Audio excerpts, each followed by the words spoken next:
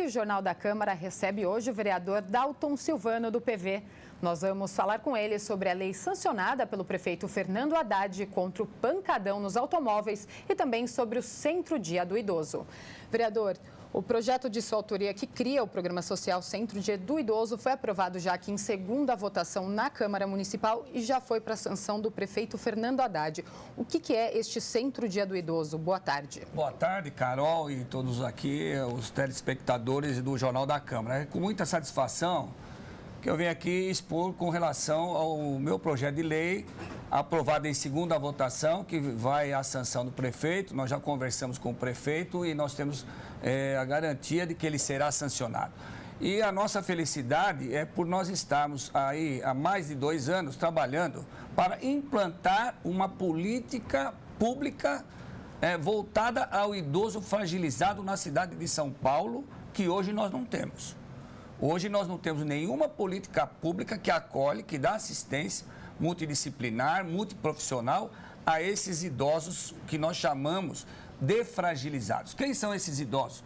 E houve muita controvérsia, né? As pessoas falaram, não, isso aqui nós já temos na cidade, nós já temos um centro de referência do idoso. Não, nós não temos, porque o idoso fragilizado é aquele que ele depende de alguma atividade, de alguma ajuda para exercer alguma atividade. As atividades do dia a dia do mesmo. dia a dia. Então, nós temos aí, por exemplo, o idoso que tem depressão, o idoso pode incorrer em acidente doméstico. Então, nós temos diversos problemas que o idoso pode incorrer se ficar sozinho dentro da sua residência. A gente pode dizer, então, que o Centro-Dia do Idoso seria uma creche para os idosos? Esse nome já foi, inclusive, utilizado. Nós preferimos não utilizar esse nome, porque ele não tem um tom pejorativo? Não diria que é pejorativo, mas é que ele está... A prestação de serviço desse Centro-Dia do Idoso é muito maior do que uma creche específica. Então, por quê? Porque ele vai ter aqui assistência toda, por exemplo, nós vamos ter gestor em gerontologia, nós vamos ter os cuidadores e nós vamos ter profissionais da saúde e do serviço social, dando total assistência a esses idosos. E ainda vamos ter aí a questão de você exercer as diversas atividades para que o idoso possa realmente ter uma vida normal durante o período em que ele estiver dentro desse Centro-Dia do Idoso. Que tipo de atividade os idosos podem desenvolver lá no Centro-Dia do Idoso? São manuais, são recreativas, são culturais. E eu quero aqui nesse momento parabenizar aquele que foi o grande puxador desse projeto de lei, do idealizador, que é o Delmário Urich, que já existe uma associação dos familiares amigos do idoso. Você vê, por conta da falta de estrutura da prefeitura, esse grupo de amigos se reuniram, alugaram uma residência e formataram esse Centro-Dia do Idoso, que deve ser, então, reproduzido para toda a cidade de São Paulo. Nós estivemos com a secretária de Desenvolvimento e Assistência Social, a Luciana Temer, fazendo a visita nesse idoso. Ela ficou, ficou maravilhada. Por quê? Porque nós precisamos, na cidade de São Paulo, implementar essa política pública. Se tem uma ideia, Carol, nós temos cerca de 350 mil idosos fragilizados na cidade. E as pessoas precisam, a exemplo que você colocou, é uma creche do idoso, poderia ser considerado até, mas as pessoas precisam ir trabalhar, as pessoas têm as suas atividades, né? E não tem como pagar um cuidador, porque é muito caro. E não tem. Agora, a ideia que vai funcionar esse Centro do Idoso, enquanto política pública, nós temos ali, estamos prevendo também nessa lei o transporte, né, adaptado, porque tem estrutura familiar que não tem condições de levar e trazer para sua residência o idoso. O auxílio atendimento à necessidade da vida diária, então são os cuidadores, né? E se precisar, inclusive, assistência social e assistência médica. Então, o idoso vai estar completamente amparado. Vai estar completamente amparado. Então, estou super feliz e nós vamos ter que dar continuidade após a sanção do prefeito. Nós temos que ter a regulamentação para saber qual é exatamente o formato do Centro-Dia do Idoso, ou seja, o edifício, como é que ele vai ser, né? Poderemos ter quantas pessoas, quantos idosos. Atender. Então, tudo isso será feito também na regulamentação.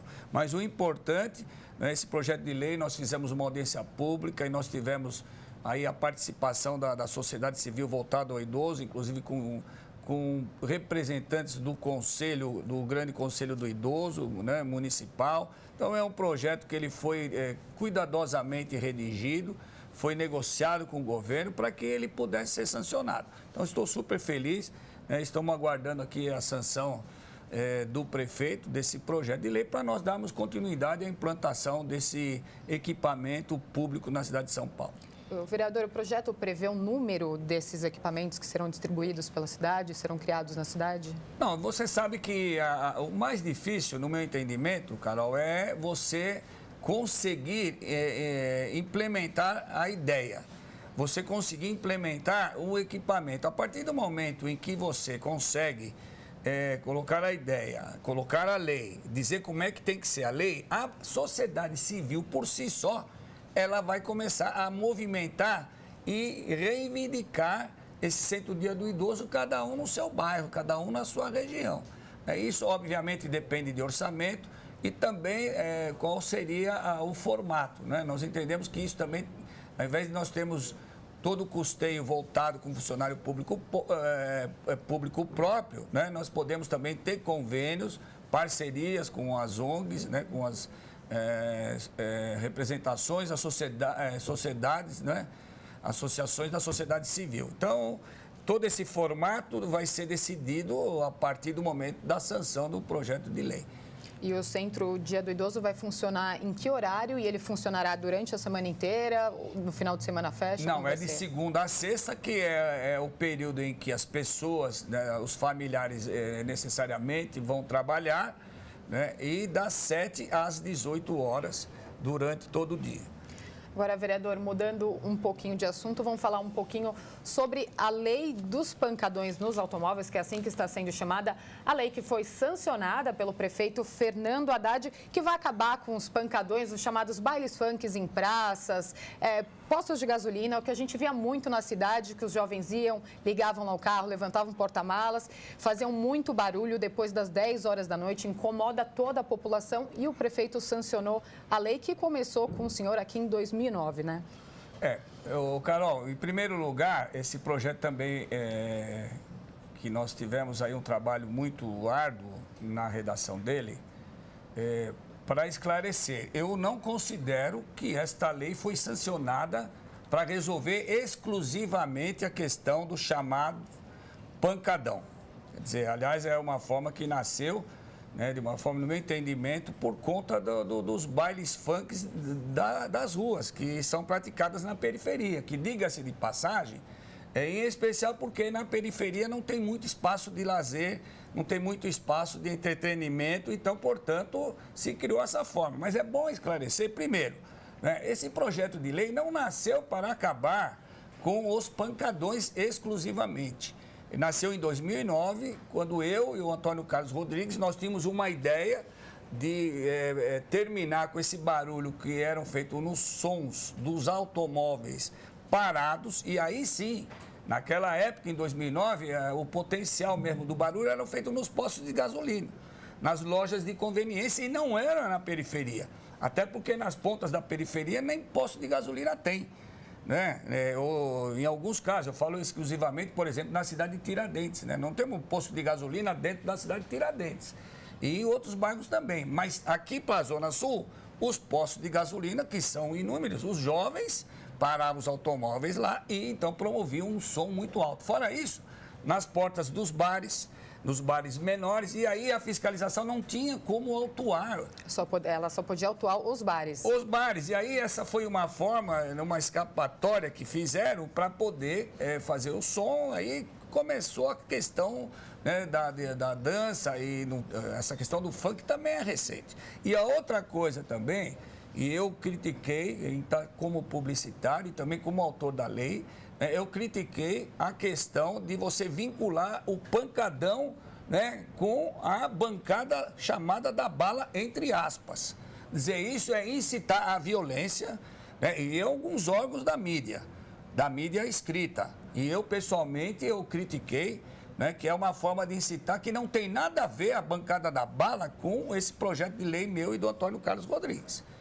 Tá? E até porque o Coronel Camilo, que foi eleito em 2013, este ano, portanto... Ele é o único vereador da chamada bancada da bala que eu repudio, tá? Eu não aceito, né, que se chame bancada da bala, até porque se tinha o baile, é porque não havia lei. Eu quero ver agora, né, em havendo esta lei, se, obviamente, vão desafiar a lei. Eu não acredito que os jovens vão desafiar a lei. Só que já ouvi o prefeito Fernando Haddad, e eu quero agradecer o prefeito Fernando Haddad por ter sancionado essa lei, mas eu já ouvi ele dizer que vai encontrar espaço para que se promova. Ele já até deu o nome lá, o Funkódromo, né? Quer dizer, para que os jovens encontrem um espaço para poder se divertir.